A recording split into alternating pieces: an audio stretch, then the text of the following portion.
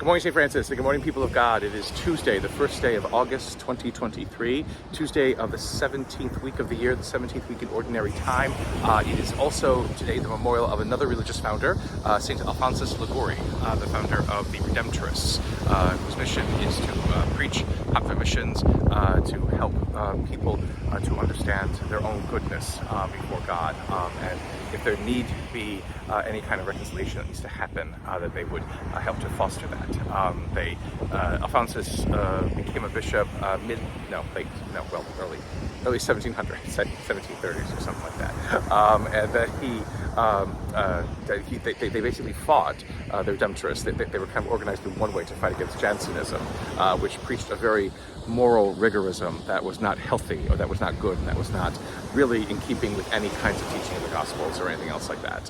So it was almost a denial of one's self to the point of self-harm and suicide and things like that were not very good. And Alphonsus fought against that, and the understanding that yes, indeed, we are sinners, we make mistakes, we break all kinds of things, but it doesn't mean that we cannot be loved ever by God, or that there's no hope for us. So today we remember all of those who call themselves Redemptorists, and who follow the teachings and the mission and the rules that's set down by St. Alphonsus Liguori. On this day, we continue in Exodus, and Exodus again jumps around a lot. So the people of God have repented of their sins. There were a lot of terrible things that happened in the chapters that we do not read in Exodus, between Moses coming down from the mountain with the first tablets of the law, and now we'll see a second tablet of the law that's kind of created. But a meeting tent has been set up. Now, is the law in the tent, in the Ark of the Covenant and things like that? Not yet, it seems, because we'll see in a few minutes that the law has to be rewritten again and then placed on tablets. But in this meeting tent, there is the sense in which Moses can meet with God. And the important thing about this meeting is that the book stresses that Moses met with God face to face, as one would meet with a friend, as one would meet with someone they knew, as one would meet with someone whom they felt comfortable with. And it was on the sense almost of equality, because Moses is not fearful, head down, eyes downcast, what have you. It is face to face with God, and he basically says this is the situation of the people, and they're not easy to deal with, they're easy to live with, but we continue to journey with us, because if God doesn't journey with them, they are going to kind of be lost in this desert, and God agrees, of course, to do that.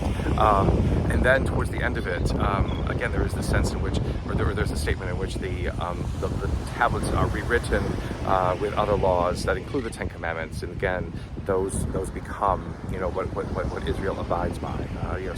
So the second set of tablets, and that again shows that God has not given up on the people, because God goes back to try to correct again what the people have failed to do and the people have failed to embrace.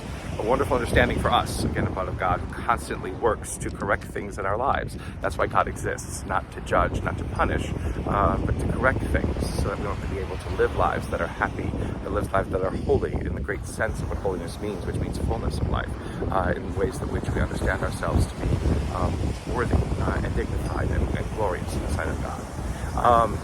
The gospel today again continues gospel from Sundays. Now again, so weeds and in the field, and who sows them? The evil one, the devil, and God is the one who plants the good seed. And fiery furnaces, fiery furnaces, fiery furnaces. Again, we always have to see where basically Matthew is caught up with fiery furnaces, and again, it's his own context in life, his own situation in life.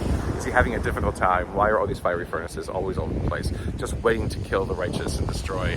Waiting to kill the wicked and destroy them, because the righteous need to live.